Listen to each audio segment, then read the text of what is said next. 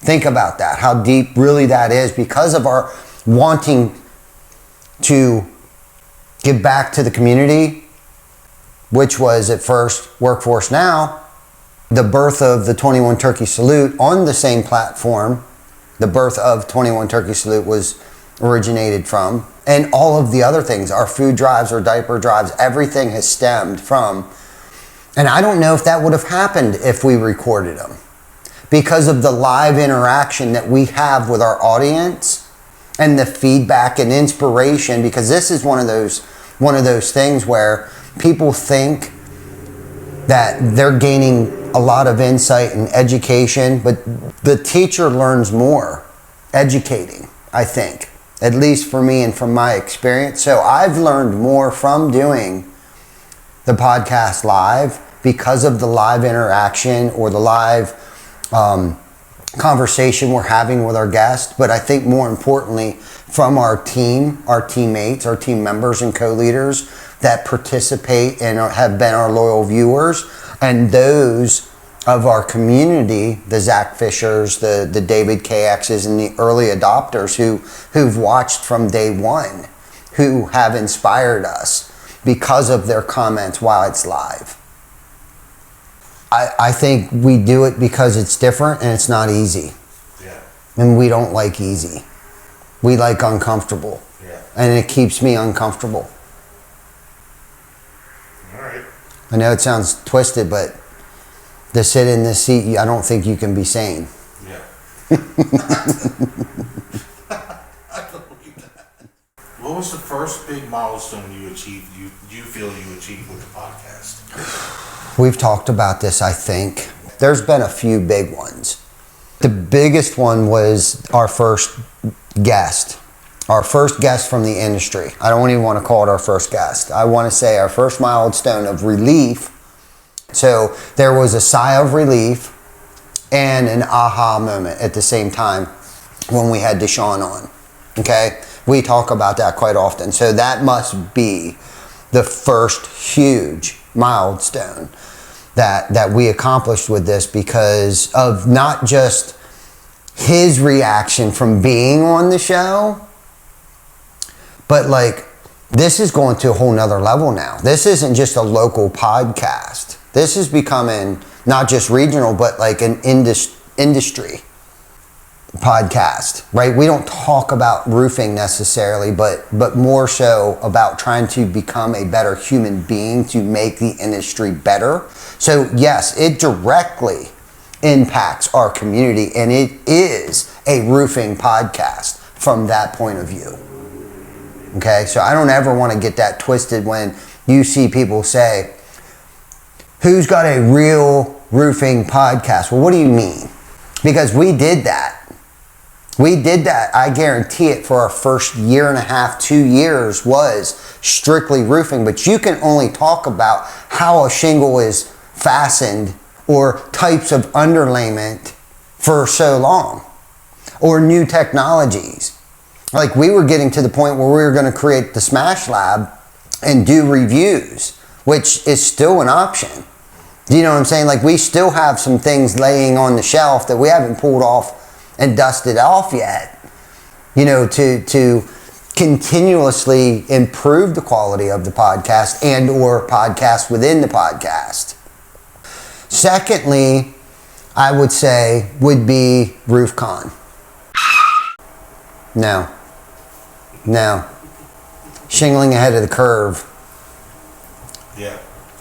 Down there in Smyrna, Yep. Florida, streaming live for 12 hours straight was probably the first monumental milestone. And then I think that gave us the juice to try to pull off RoofCon 4 years ago, 3 years ago, 3 or 4 years ago, because we attended the second RoofCon. That's right. Without bringing the podcast. How's the podcast influenced your business, your relationships, or your legacy? No, it's a great question. Again, I'm gonna talk about doing what I say I'm gonna do. Okay, so it's held me to a certain standard, of, hey, we're going to do this. Hey, this is going to happen. And it's also created a platform for our team to listen to new things. We used to laugh about this all the time. Like, hey, just if you ever want to know what's going on with TC Backer, just listen to Behind The ToolBelt. Because again, all we talked about was roofing back then, roofing things. And whatever TC Backer was involved with, or we're going to participate in, or what we're going to host and things like that. So because of that, it has created an uncrushable culture here where our team, our family, literally our family members and our teammates and co-workers and co-leaders have participated in some way, shape, form, facet of Behind The ToolBelt. Okay? So it's really helped our culture. It's helped me step outside of my comfort zone. It has helped me so much in so many levels of being comfortable with being uncomfortable. Hands down. One of the most uncomfortable things still to this day, I am uncomfortable being on a camera. Hands down. So it's helped me push me outside of me and pushed boundaries that I didn't even know existed, and helped me articulate my vision better because, right, I'm still not like an Ed Milet when it comes to speaking or a vision caster like John Maxwell, but it has helped me want to study to become a better vision caster, right, a better public speaker. So in that form, it has helped me develop speaking skills.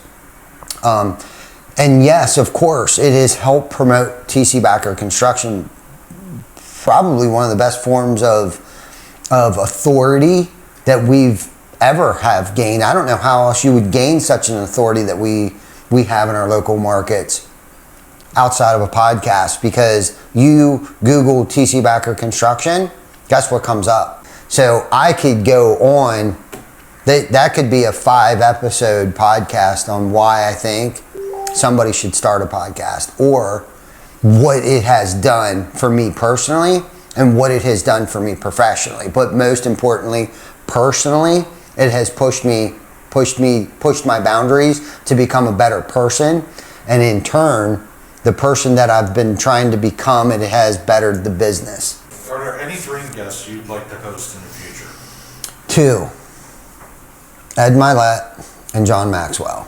The dream guest I think that I have been on.